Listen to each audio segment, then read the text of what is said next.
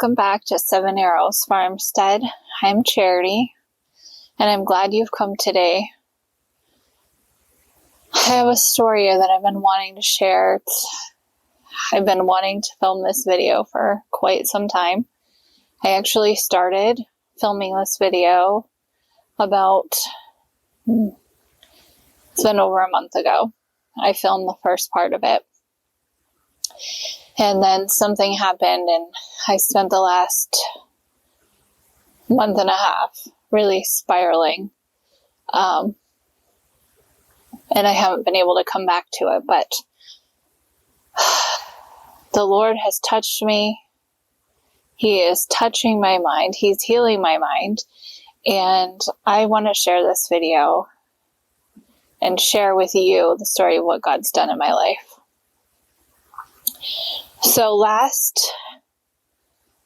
summer, we started the process of putting the pond in that I think you can see behind me. We did it ourselves with my dad's help, and I spent hours and hours on the tractor for days moving dirt. In the process of all of that, I ended up injuring my back. Now, I already have a back injury that I've had from years, from back when I worked in the medical field, but this was a different injury. First, I thought it was an aggravation of that injury, but it turned out it was a different injury altogether. And it was an injury that left me unable to do much of anything for quite some time. At least 4 months it took me to where I was starting to be able to get back to being mostly normal again. So that took me in past Christmas of last year. So as I'm just starting to get back to myself in March of this year, how did it all go down? I turned 45, and then a few days after my birthday, I left with a group of ladies from my church and went to a ladies' conference. And I knew that I was supposed to go. I felt the Lord had told me to go on this trip. Some of my kids had been sick, but they were mostly starting to feel better by the time I left for the trip. So I felt okay going. And I went. I saw my chiropractor before I went to make sure my back was well adjusted, because, Lord have mercy, a ride in the car with what all my back has gone through. I needed to make sure I was in good shape there. So I got adjusted. I had a bit of a cough. My kids had been sick, and he adjusted me, and he said it should help relieve the cough. The cough wasn't anything horrible. It was just annoying. And going to a conference with a whole group of ladies, I was worried about coughing and, people thinking I was sick because I wasn't sick. So I packed a whole lot of cough drops on this trip just to make sure that I wasn't coughing when I was in large groups of people. Well, we went to the conference and we were there for, I think, a couple of nights and came home. And by the time I got home on that Sunday, I was just exhausted. I was so tired. Came home, took a shower, went to bed. By 7 o'clock in the evening, I was in bed asleep, which is very unlike me. Monday morning, Keith had gotten up and went to work, and I woke up and I texted him and I said, I wasn't just tired, I'm sick. I knew I was sick. I had the flu. I had all the symptoms of having the flu. It was so rough. I felt miserable. So that was on Monday. I was sick Monday. I was sick Tuesday. I was sick Wednesday. By Thursday morning, I was starting to feel a little more human, and I got up and I started trying to put my house in order, cleaning, all of that. And then I kind of felt again after, exerting that much energy after being sick for a few days. Then I had some incidents of a coughing kind of situation that left me in horrible pain, and it felt like I had ripped a rib out of place is what it felt like. And I felt that way on Thursday and Friday, but I didn't know that it was a rib, but I knew I was in a lot of pain. By Friday, I realized, oh, it's probably a rib. So I called a chiropractor, scheduled an appointment, but it was too late to get in that day, so I had to wait all the way till Monday. Saturday, I was Sunday, I started to feel a little better. I went to church. I was telling people I was feeling better. But Sunday evening, we were at my parents' house, and as the night went on, I just felt worse and worse and worse. Hi, Joy Kitty. Hi. Oh, you got muddy paws. I pet you right here. Can you say hi to the camera? This is my kitty named Joy.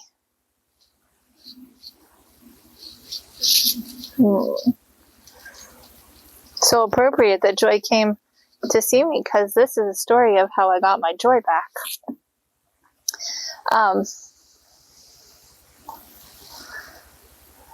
So I saw the chiropractor on Monday, and he said, I don't know, I think you might have a touch of pneumonia. And I'm like, if you would just put this rib back so I could breathe, I think I would be better.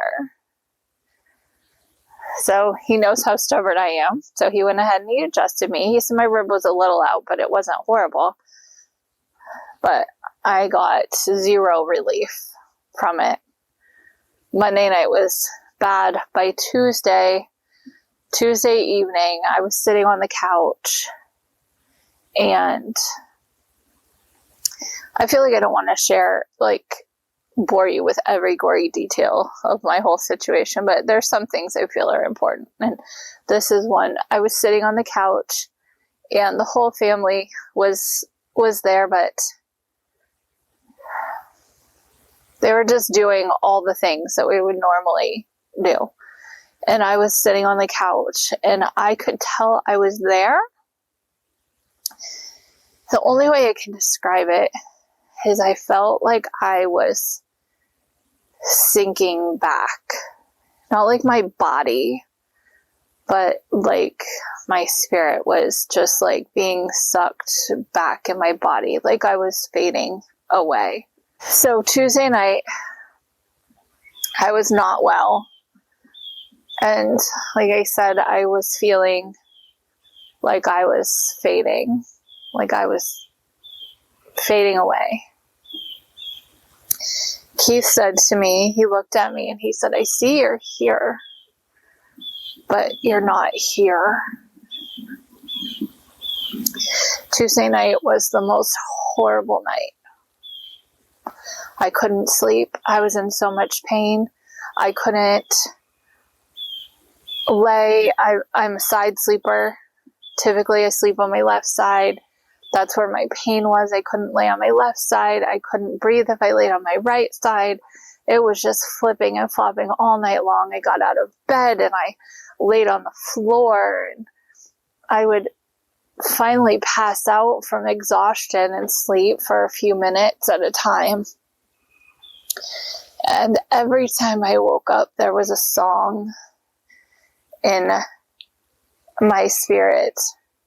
And it was a song, I didn't know at the time what the name of it was. It was a song I'd heard at women's conference, and it was just a line from the song that kept playing every time I would wake up from passing out for a few minutes. And the line that kept going through my mind was, the enemy thought he had me, but Jesus said, you are mine. The enemy thought he had me, but Jesus said, you're mine. Wednesday morning, I, finally quit trying to sleep and decided as soon as I could get a hold of my chiropractor that I would consent to having a chest x-ray done.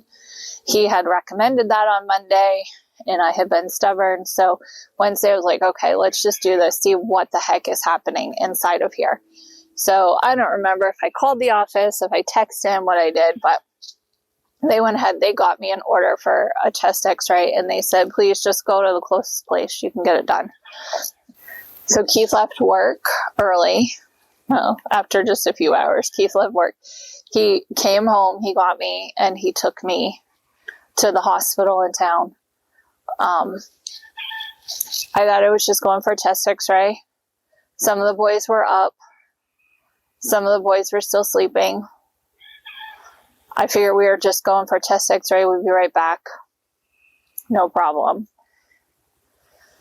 Got to the hospital, and my breathing had become like panting.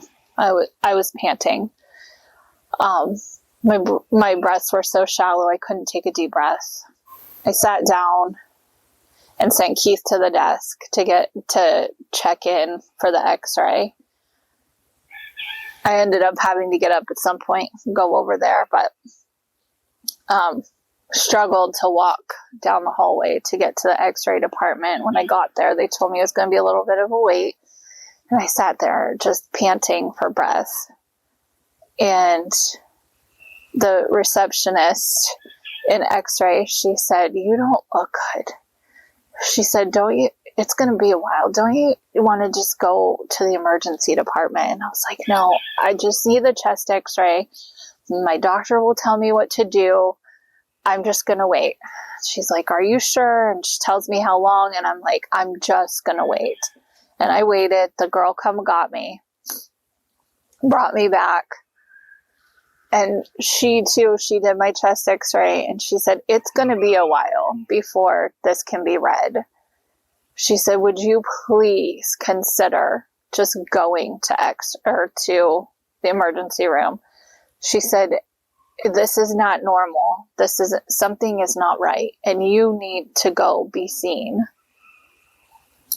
So stubborn me, we left x-ray.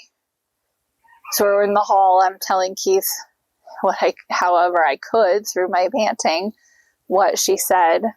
So I went and sat in the waiting room outside of the emergency department, and I texted my chiropractor asking him what he thought I should do. I sat for a few minutes and he hadn't responded, and I stood up and said, okay, I'm doing it. I'm too miserable. And I went and checked myself in to emergency. When you tell them at the emergency room that you're having trouble breathing, they move really quickly, and they brought me back right away. Got me all hooked up to stuff, doing stuff. I don't even know. It was a blur. Like, it was just a whirlwind. At one point, I remember being told that I had pneumonia, and they were hooking me up to antibiotics and IV. And as the nurse was hooking it up, I said, well, how long does that take before it kicks in and I'll be able to go home? And she's like, hold on a minute. You're getting a little ahead of yourself here. And so it wasn't too much longer than the doctor came back in and told me my lab work had come back. And gosh, it's been so long. I don't remember, but I want to say that my white blood cell count was over 20,000 or something. It was super, super high. And I said, whoa, I've got a raging infection. And he said, either that or you have cancer. And I was like, hold on, no, this isn't cancer. I'm sick, I'm sick. You're going to give me antibiotics. You're going to give me a prescription. I'm going to go home to my kids that I didn't even say goodbye to this morning. And he said, oh my gosh, I don't even know what he said exactly. Anyways, they figured out I had pneumonia and I was septic. And that's why my white blood cell count was so high. Also, the chest x-ray showed that it looked like my the lower lobe of my left lung was collapsed. The doctor, I was still thinking I was just going to go home, and he had to get my attention. And he said, if you had waited a few more hours to come in here, we might have a different story to tell. He was letting me know a few more hours and I could have been gone. And that really got me, like, whoa. I was dying Tuesday night when I was sitting on the couch. That's what was happening, was I was actually dying while I was sitting in my living room.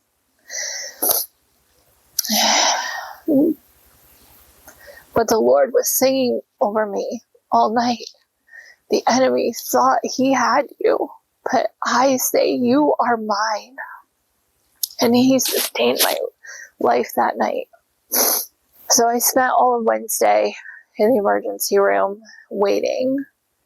I was waiting for an ambulance to come and transport me. I had to go to a different hospital because they said I needed a procedure to reinflate my lung. It was late. We got there early in the morning, and it was late by the time they came and got me and took me to the other hospital. It was night. So I spent all of Wednesday waiting in the emergency room for an ambulance to come and transport me. They brought me to a bigger hospital, supposedly to have a procedure done to reinflate my lung. Got there really late at night, and they got me all settled and hooked up, and I spiked a fever. And that was the first fever I had had through my entire sickness. Hadn't had a fever at all, even when I had the flu. No fever whatsoever. And I had a fever so high, like I was having crazy dreams, and it was wild. I had a roommate at that hospital, and she was an older lady. And she fell asleep with her TV on to Twilight Zone.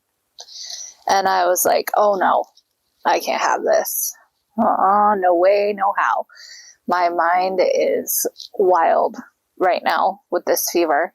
And so all I could do is I grabbed my phone, and I had a playlist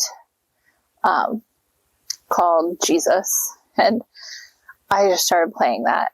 And that song was in there, the one that the Lord had sang over me the night before. The enemy thought he had me, but Jesus said, you are mine. I looked at the title of the song, and the song was called Back to Life.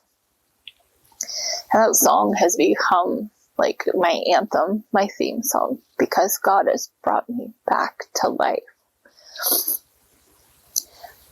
At the point that I got transferred to this other hospital, I thought, they were going to take care of me and I would get discharged. And I had no idea, it wasn't over yet. So they were battling the pneumonia, and they were battling the sepsis with mega doses of all kinds of antibiotics. And they take me down for the procedure. They said that I had fluid that had collected around my left lung, and so they needed to drain the fluid. So they did a procedure, an ultrasound guided needle, and they put this great big needle. Gosh, I didn't even actually let myself look at it, but it was big because I felt it.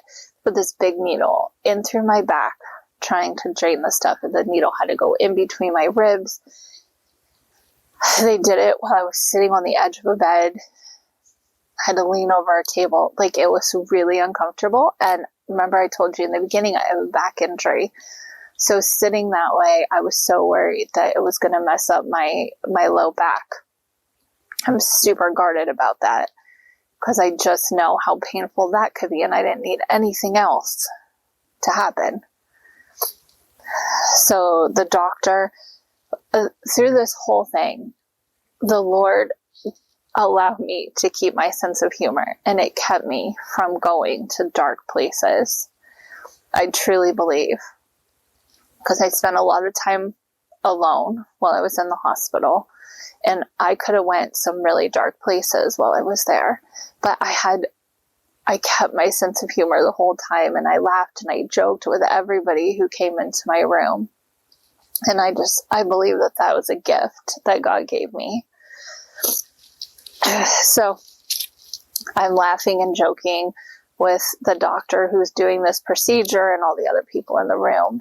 And here, they couldn't do the procedure.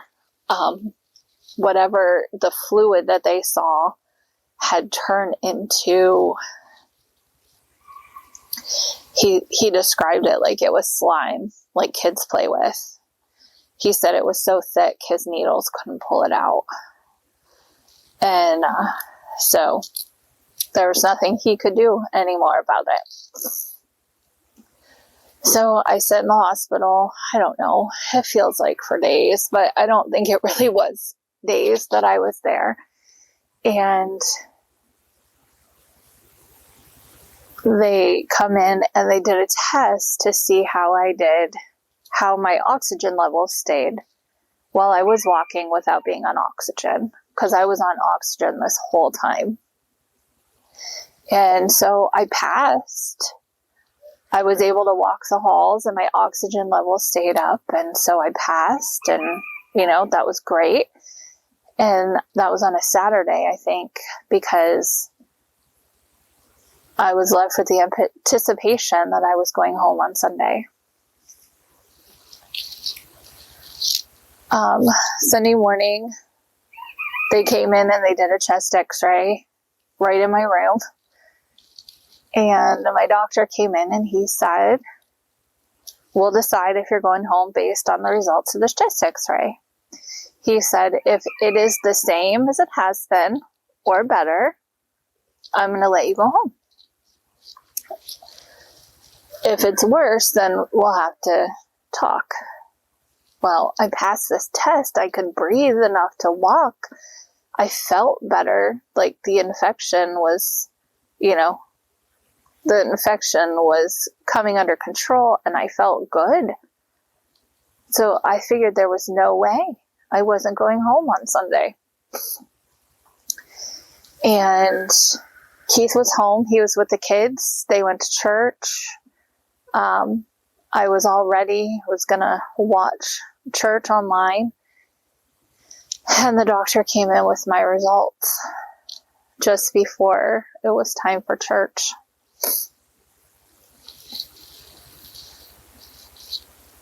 They were not the results that I expected. They were not the results that I wanted to hear. They hit me like a gut punch. He said, "It's worse. It's much, much worse." And I just looked at him and I said, How? How is it worse? How can it be worse? I feel better. And he said, "It's worse." I'm like, "You must be wrong.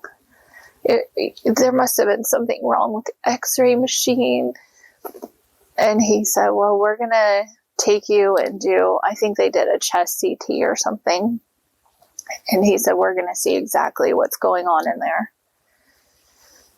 And so as soon as he walked out of my room, I was crying. I just couldn't. It was the first time that sadness had overtaken me. I hurried. I knew church was about to start and everyone was at church. So I was trying to get a hold of my mom to tell her. I was texting my uncle, who's our pastor. I was trying to call Keith and catch him. So here I am trying to catch everybody before Sunday service starts, just to let them know and asked them to please pray. I wanted the church to pray. I knew they were going to do this other scan, and I just knew that this was a great opportunity for the Lord to intervene and for him to turn this around and for me to have this huge testimony of what God did, and it's going to be so incredible. And I just knew it.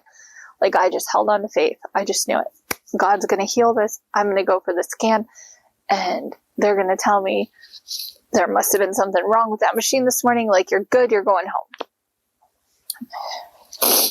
So that went in for that scan. So here I was expecting this scan to show that God had healed me and I had had a miracle. And the doctor came in and I didn't get my miracle. He told me a whole lot of stuff. A lot of it was la la la la la. Like, it just, my brain just was like, I can't understand what you're saying. But now I understand. I had developed something called an empyema in the pleura around my lung. So I guess originally when I was in the hospital, when I went to the emergency room, it was fluid around my lung, and then it got worse and it thickened. And then an empyema, my understanding is that the infection that was there around my lung walled itself off and they couldn't get to it. And it was just full of infection all outside my lung. So he said the only treatment for this is surgery. He started to talk about the doctor that he wanted to have do it. He was a thoracic surgeon. So I had my scan. I did not get the results that I thought I was going to get. And the doctor said that I needed to be transferred to have surgery. I didn't understand much of what he was saying except for, you have to go have surgery. So the doctor, he said that he couldn't guarantee I was going to get to have the surgery. The doctor would have to agree to accept me as a patient. And then we would go from there. So he reached out to this thoracic surgeon, sent him all my information, and then we had to wait for him to decide if he was going to even accept me as a patient. They came back and they said, okay, he said that you're young enough, you're healthy enough otherwise, he will go ahead and accept you. And so when I was going to have surgery was going to depend on how soon that an ambulance could come to transfer me. If it could come that night and get me to a certain hospital, that's where the doctor was going to be the next day. If they couldn't, then I was going to have to go to a different hospital where the doctor would be on Tuesday. So we had no idea when or where I was going to have surgery. So we waited. I got transferred in the middle of the night. Funny story. While I was in the ambulance, I had my phone with me. So I was texting with Keith, that they're taking me and whatever. And we are on this Facebook group for deals on Amazon. And so a deal popped up for nuts, like little individual packages of nuts, like a big box of them. And it was a super great deal. And I always look for those kind of things for Keith's lunches. So I text him a screenshot and I'm like, hey, I ordered these for you. And he said, you're in an ambulance, like going to a hospital to have like serious surgery. It's like, well, yeah, but like I'm not driving and I'm not doing anything. So I ordered you nuts. So once those came, they were known until they were gone as the ambulance nuts, because I ordered them in the middle of the night in the back of an ambulance. So anyways, little extra funny story of how, the Lord allowed me to keep my sense of humor. So I get transferred to this hospital, get all settled in, and, then the next day came. So the next day was Monday. It was Monday. It had been a week now since I initially saw my chiropractor thinking that I had a rib out. It was 2 weeks from when I got sick the day after I came home from the trip. And I had the surgery. They came in, they prepped me. Keith and my mom were here at home trying to take care of the boys. They were kind of trying to wait for word on when to come, like when surgery was going to be, and nobody knew a definite because he was working me into a schedule, and it was just going to be when an opening came up. At the same time, our dog had been having seizures for 3 years, and they had gotten so bad. They were at the point where she was in no good health anymore. She was miserable. She was in pain, and she needed to be put down. And so that Monday morning, they're prepping me at the hospital for surgery. Keith and my mom are taking our dog to have her put down. Like, the timing was ridiculous, but it was absolutely necessary, and it was sad, but, it was the kind thing to do for her. But another one of the Lord's goodnesses is my uncle, who's also my pastor. He walked into my room not 10 minutes before they came to take me to surgery. He came in and he was able to talk with me. He prayed with me. He prayed with my nurses when they were taking me to surgery. And that was such a gift to not have to go into surgery alone. Because, like I said, I'm with 7 kids. Like, I know Keith's heart and my mom's heart, they just wanted to be with me the whole time, but it just wasn't possible because somebody needed to take care of the kids. So, the Lord sent my Uncle Carson to be with me before I went into surgery.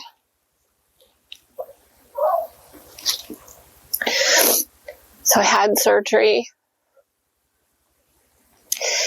Thankfully, they were able to text Keith updates while I was in surgery, so he knew how things were.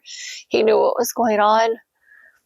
And when I came out of surgery and they brought me back to my room, he was in my room waiting for me.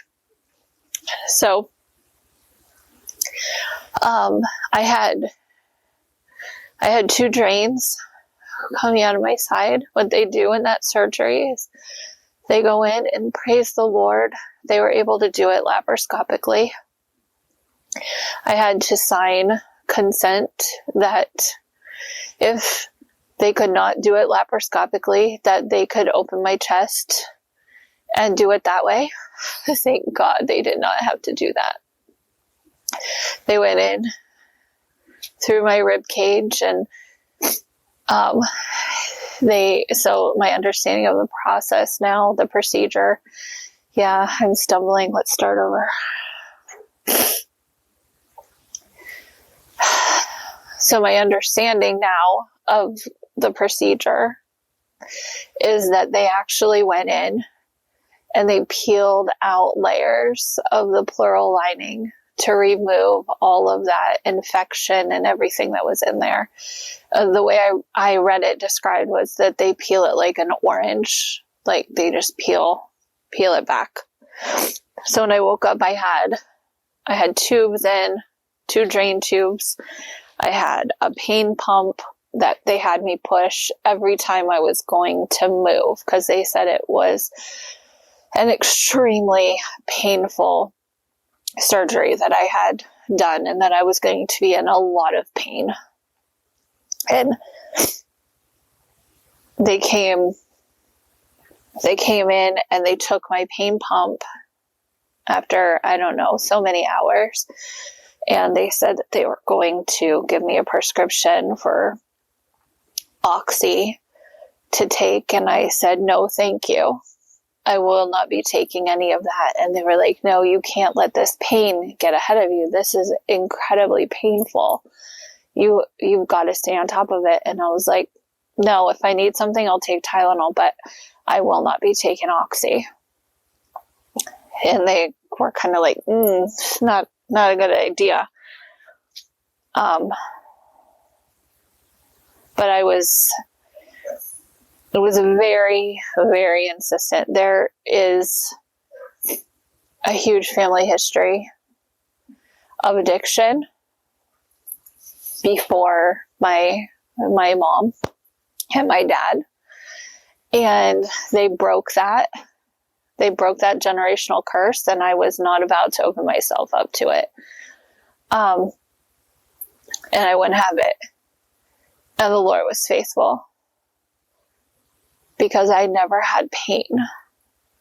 I was really uncomfortable. I mean, as you can imagine, when you got two big tubes like between your rib cage and hanging out your side, and you got to carry a box around whenever you go anywhere. But I was not in pain. I had no pain.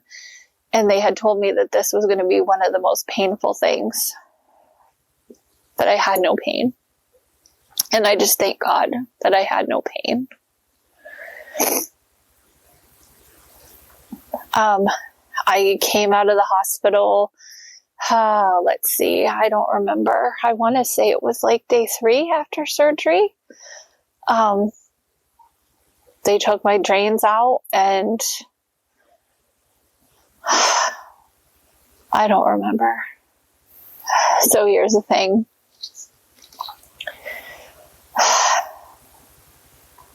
This pause.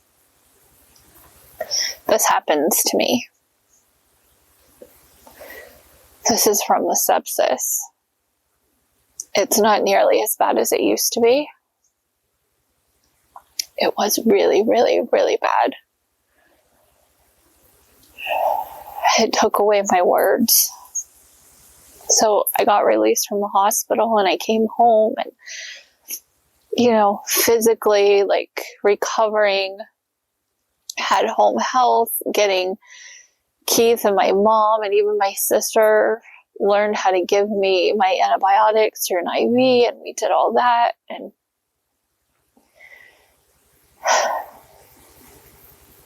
I thought that was the end. I thought, I'm better. Only it wasn't. It wasn't better. I didn't have sepsis anymore. I didn't have an empyema. I didn't have pneumonia. See, by the time I got to the 3rd hospital where I had surgery, I was being treated for an empyema. They treated me for sepsis at the 2nd hospital, but I got transferred to another hospital. So when I left, no one explained to me what sepsis does and what sepsis recovery looks like and what it feels like and what it's like. I thank God that I had my sense of humor all through my hospital stay.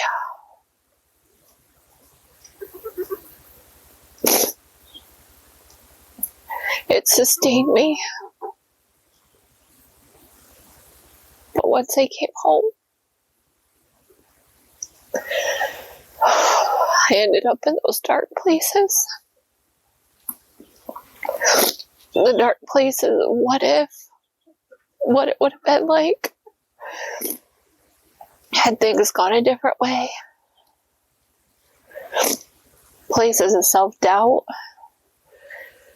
Places of, how did you miss this? Why didn't you warn me, God? Or did you warn me and I didn't hear you? How did this happen? Why did this happen? And then sepsis came. It wasn't back, but the effects of it were still there, and it lost my words.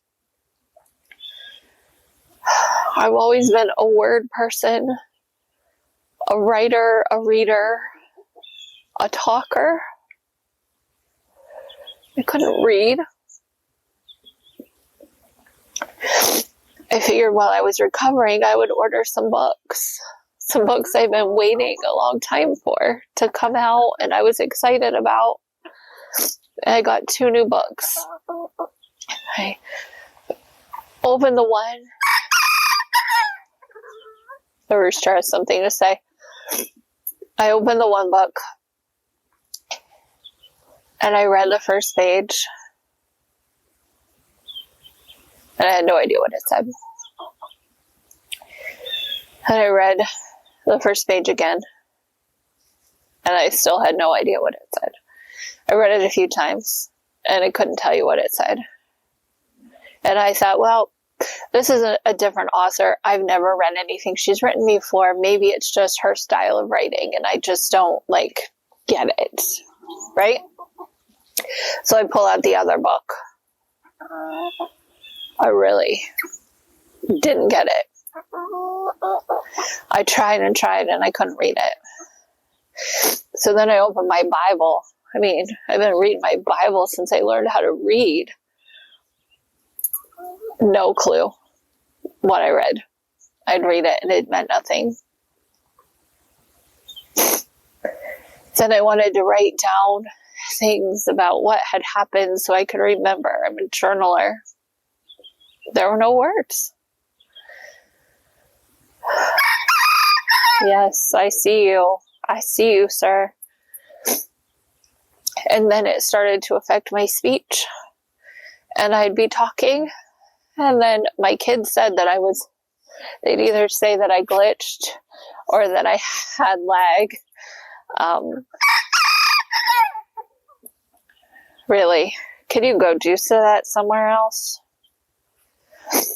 Yeah, so it really couldn't carry on. Oh my gosh, no, I can't carry on a conversation because of a rooster. I couldn't carry on a conversation with someone. So it made me avoid people, being around people. And when you're already finding yourself going to dark places, the last place you need to be is alone. So that was hard. And then my hair started falling out. Not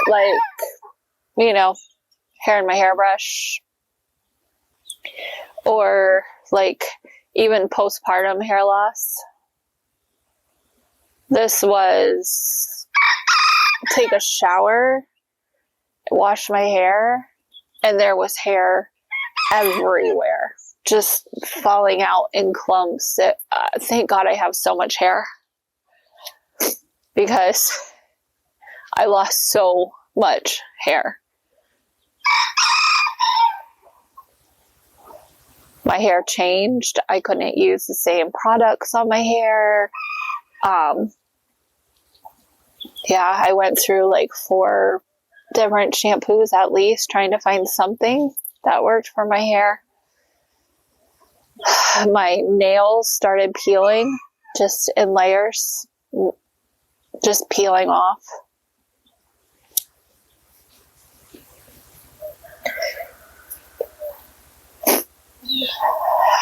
And I had pain where I had surgery. So when they do that surgery, there's a main nerve that runs through that side of your body. And they cut through that nerve. And as it was trying to heal, first it started out as I had pins and needles, when your foot falls asleep kind of feeling in that area. And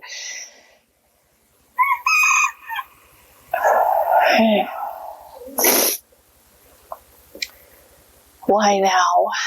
Why did the words have to go away?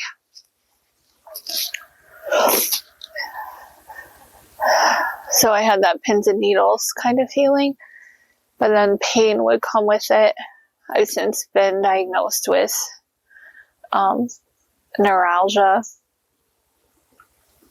I can't remember the name of the nerve right now, but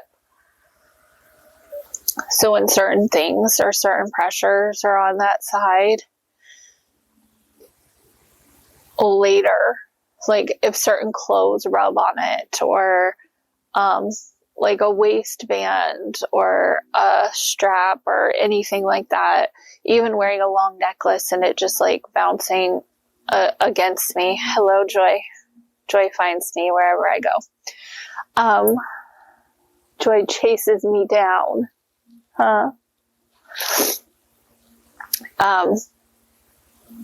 Yeah, if it has any kind of that stimulation on it, it may not feel uncomfortable in that moment, but later it'll feel like being stung by 1,000 bees, like my whole side.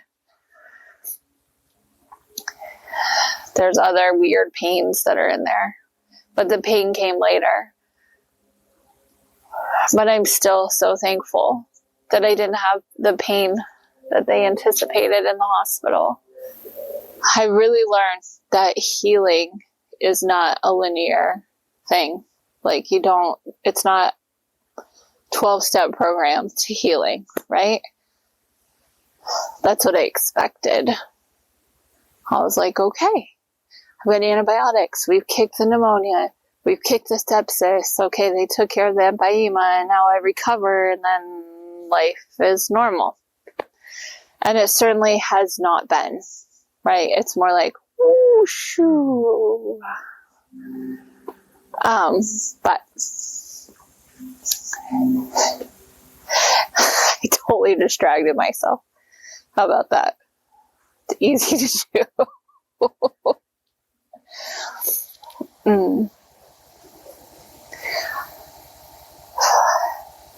So a lot of my words started returning the end of the summer, and I thought, that's it. I'm healed. I'm better. I have reached that place where I was going to go, where I started before things went sideways. That was my definition of being healed, was that I was back to how I was in March. But it hasn't been that way, because in September, my uncle, the same one who's my pastor,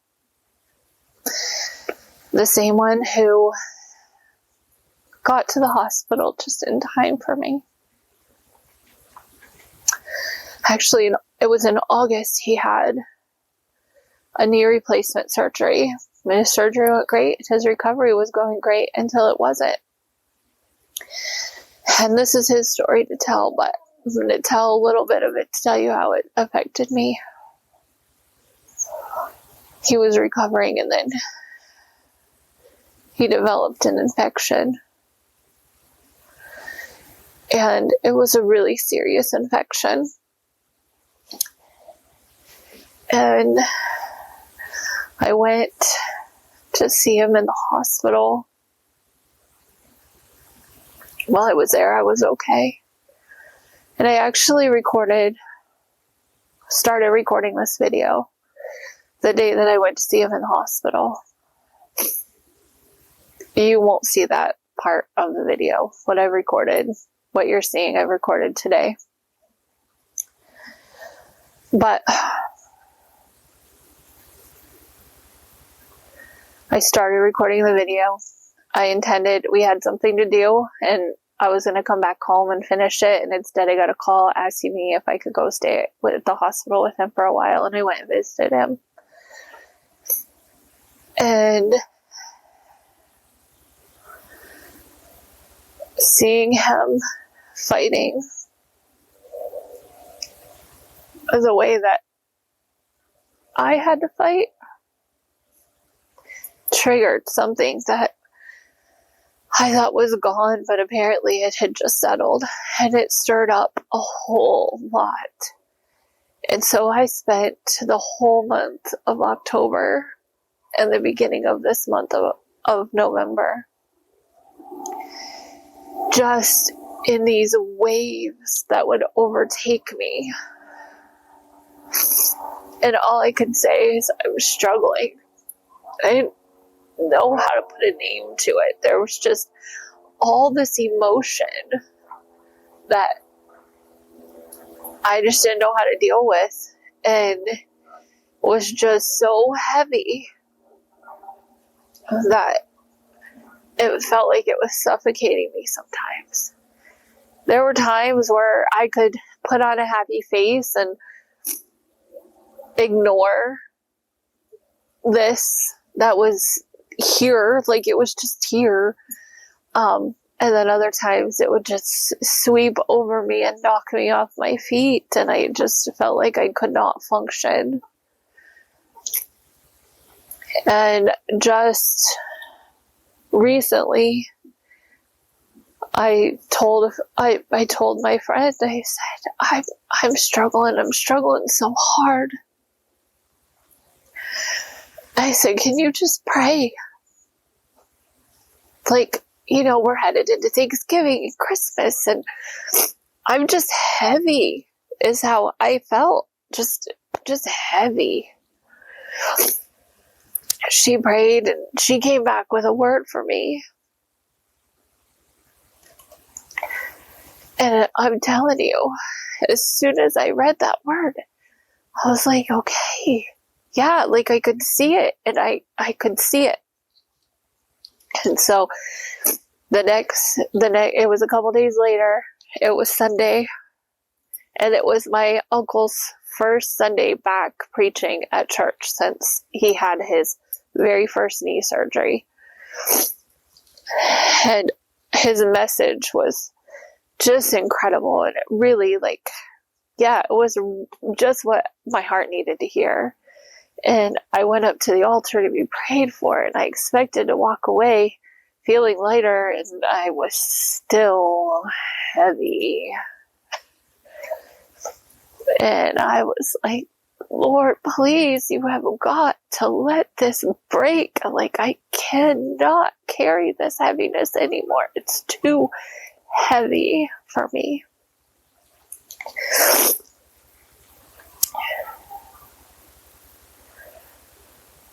I went through a whole nother week of just being heavy. And the tears right now are not because I am heavy, but it's remembering the heaviness, because last Sunday, that thing broke. It broke off of me. The Lord did it in such an amazing way. It was wonderful. And the lightness that I have felt this week. I've had tears a lot this week. This has been Thanksgiving week, and I've had a lot of tears, but they're tears of such gratitude and gratefulness. Realizing that Thanksgiving this year could have been way different for my family. They could have been spending it without me. But God chose to sustain my life. This summer, the spring, the summer, even into the fall, the enemy thought he had me. He thought he had taken my voice, but here I am. And I am taking my voice back, and I'm going to use it to declare the word of the Lord. And I'm so tired of being limited by what words I lose in my mind and what words fail to come out of my mouth. And I'm done, because the enemy thought he had me, but Jesus said, no, you are mine.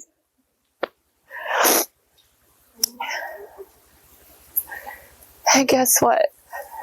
Jesus says that you are his. See, I'm not special. I haven't done anything to deserve this. I didn't earn it.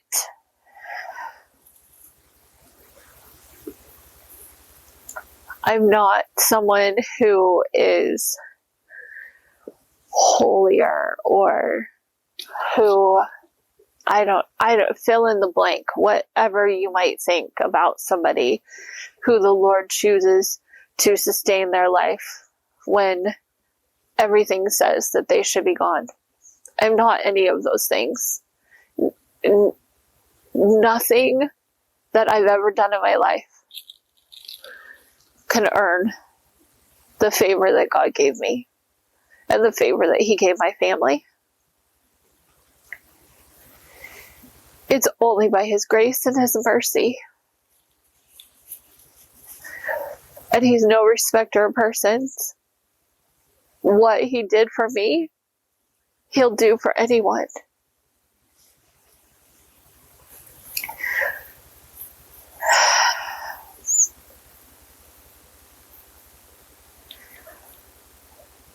I have a lot of questions about why He doesn't always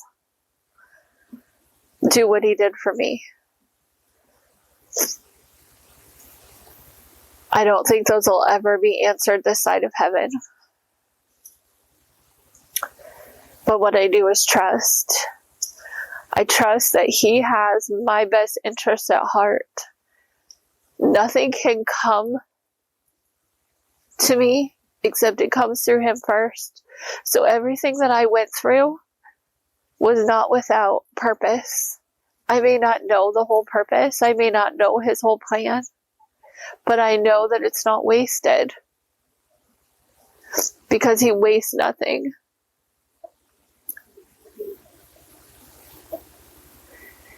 Even if it's simply to give me more compassion for others who are suffering.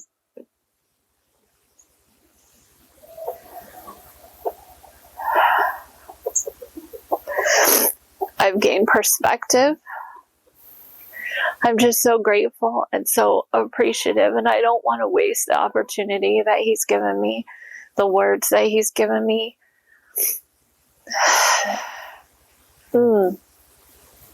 I just want Him to use me in whatever way He sees fit. And that's the sole purpose behind us sharing our lives on YouTube. We've gone round and round about this for a couple of years now, feeling like this was an opportunity and a door that the Lord was opening.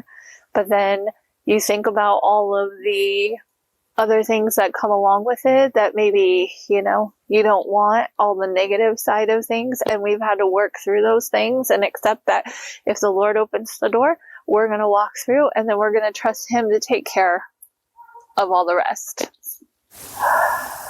So when we share videos and I show snippets of our life and things that I'm doing here, like, it's a big deal. Being able to cook a meal for my family, like, that's a big deal. Because a few months ago, like, I couldn't even understand a recipe. Like, here's a good, funny, I think this one's funny. A lot of it frustrated me, but this cracked me up. I was going to make macaroni, to make a macaroni salad. I had the box of macaroni in my hand, and I had a pot. I stood there looking at the two, and I could not for the life of me remember how to cook macaroni. I know I've done it 1,000 times. It wasn't there. I couldn't do it. So I dumped the dry noodles in the pot, in the empty pot. And as they were hitting the pan, I thought, I don't recognize that. This doesn't feel right. I read the box, but I had no idea what it said. And I was like, what do I do? How do I do this? And then I was like, oh yeah, you put water in first. So then there I am, scooping all the noodles back out of the pan so that I can fill it with water. And then I was like, oh, I boil the water. And then I add the pasta. That's how that's supposed to sound. It was the sound of the dry pasta hitting the bottom of the empty pot that made me think, this isn't right. So, following a recipe,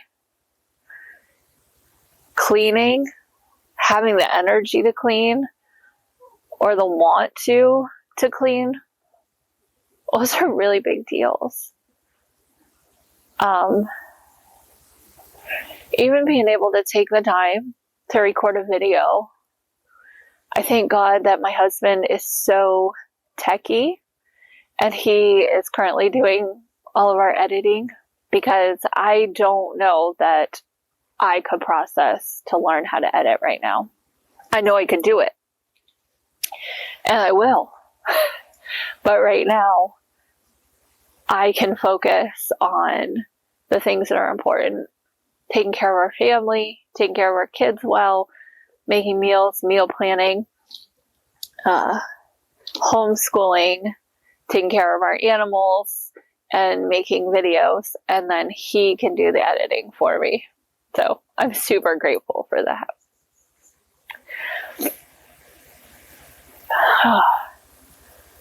And I'm so thankful. Oh gosh, I'm just so thankful.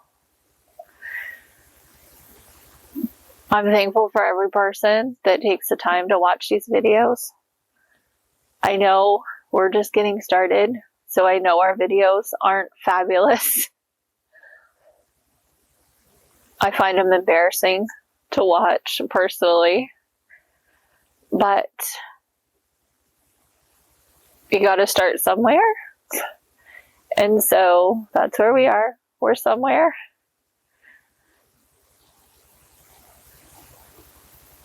Oh, I just saw something confusing me. I don't know what that is.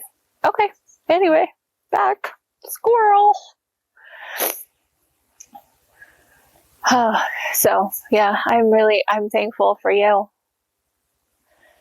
I'm thankful for friends and family that care, who are encouraging and cheering us on, who take time to pray when we need it.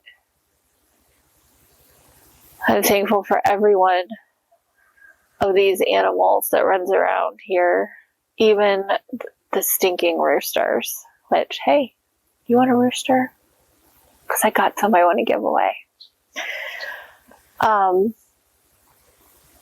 thankful for the kittens that the Lord sent us that bring me so much peace, and they bring me so much joy when they just lay on me and sleep. I'm thankful for this season of Christmas that we're heading into. This season of light. Light as in the lights that light up the dark. But the lightness that I feel, the heavy weight has been lifted from me. And I'm so thankful for that. And I feel like I've gone on a rambling tangent of thankfulness, but it was just Thanksgiving. So there you go. There's somewhat I'm thankful for. But really, I'm so thankful. You know, when I was first recovering and I finally got to make it outside, the tree where I was sitting when I started the beginning of this video, that's kind of my spot. And I have a hammock swing that hangs from that apple tree. And that's where I go sit when it's nice. And I just sit and I can hear all the nature sounds and my chickens, and I can see our property. I could spin and I can see our whole property from there. And I just love to sit there. It's so relaxing. It's so peaceful. And one day I was sitting there, and I actually had my legs crossed up in the swing, and I had my eyes closed, and there was a bit of a breeze, and the swing was moving. And I felt like I was actually just like spinning out of control, and I was trying to, without opening my eyes, I just wanted to be able to feel where I was. And I was just trying to sense where I was with my eyes closed.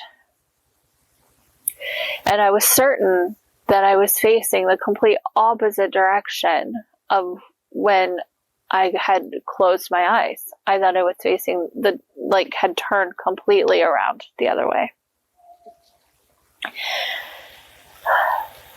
And I opened my eyes, and I was in the exact same spot as when I closed my eyes.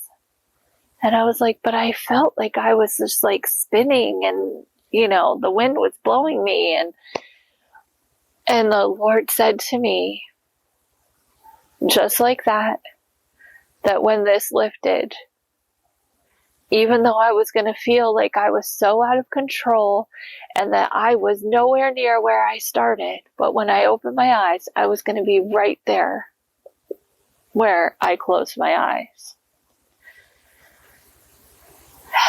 And I do. I feel like I have opened my eyes. And even though I feel like I have been on a boat in the middle of the sea, in the middle of a storm, and been rocked and dunked and spun around, and I'm right in the same spot where I was when I closed my eyes.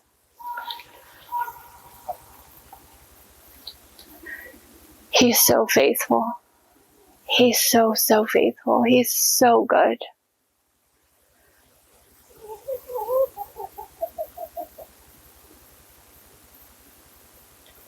I never walked through one moment of any of this alone.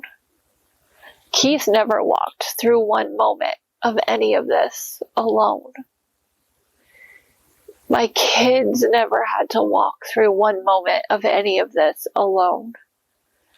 He was right by our sides the entire time, carrying us in the moments where we couldn't walk. He's had us. He's been leading. He's been guiding. He's been directing. He brought me to just the right doctors and just the right places. And he has orchestrated every step of this process. And my prayer is that you can trust him the same way. That you can find a trust in him to know that you don't have to walk through anything alone. Whatever the mountain is, whatever the heaviness is, you don't have to carry it by yourself. You can rest in him and trust him. Yeah, you might have to go through it, but you don't have to do it alone. Just reach out to him, and he is a very present help in trouble, and he will be there with you to carry you through. All right. I feel like I rambled a lot. I've told you so much. Probably more than you care to hear.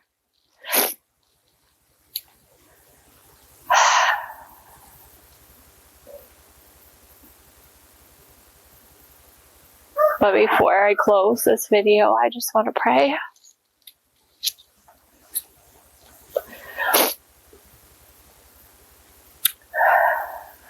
Father, I thank you for this opportunity. Father, I thank you for the opportunity to share this story. It's my story, but it's your story of how you came and you sustained me and you brought me back to life. The enemy will not silence my voice, and you have brought me back to life, and you have given me a voice, and you have given me a song, and you have given me a platform, and you give me words to speak. And I just thank you, Lord, for this opportunity. And Father, I pray right now for the person that's watching this video. Lord, you know where they are. You see the place where they are. You see what they might be walking through, the challenges that they might be facing, the mountains looming in front of them. And Father, I pray that they would come to a place where they could trust you and know that you are walking this path right alongside of them, and that you have them, that you are a light to their path, that you are the rear guard behind them, that you sustain them, that you hold them up, that you keep their foot from stumbling. And when they're too tired, too weary, that you will carry them. Lord, I pray that you would just move in their life, that they would feel you so close, that they would come to a knowledge of you, an understanding, and a relationship with you.